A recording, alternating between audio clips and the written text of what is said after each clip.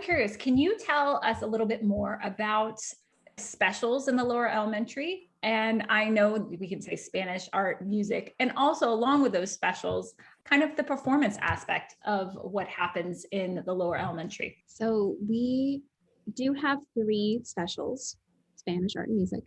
And Spanish is taught in the classroom 1 afternoon a week. So it's a pull-in special.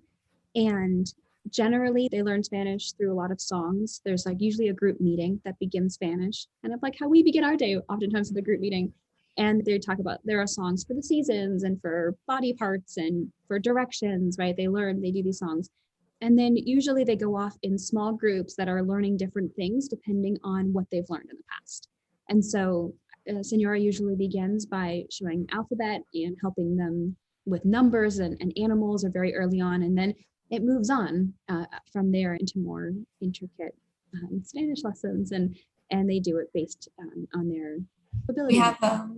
We have a Spanish shelf in the classroom that's available all week too. So if they practice something during Spanish class, they can get that material back out and keep practicing it.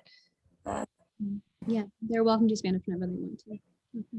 And then Anastasia and I we do teach art and music in the classroom. She is a really proficient artist. And so I can crochet. There's a lot of handwork in my room because that's like my version of art. But we do focus on art and music in the classroom because we don't want it to appear that only special kinds of people can do art and music. It is something accessible to everybody. In addition to that, they do get to leave the class as a pullout in half the class goes to art and half the class goes to music, and then they switch.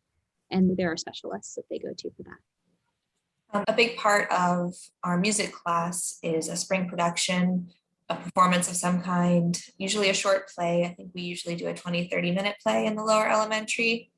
And so they'll learn the songs in music class.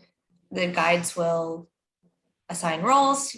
It's really optional. If you don't want any speaking lines, you do not have to have them, but usually they're pretty enthusiastic about it. And they're practicing those lines in the classroom, and they're practicing the songs in music class, and eventually learning choreography. In the past, we've been able to do more props or backdrops and things like that. And that can be a way to pull the art into the music. I believe this year we're going to be outside though, so I don't think we have a backdrop. Butler is our backdrop this year. It's a beautiful woodland scene.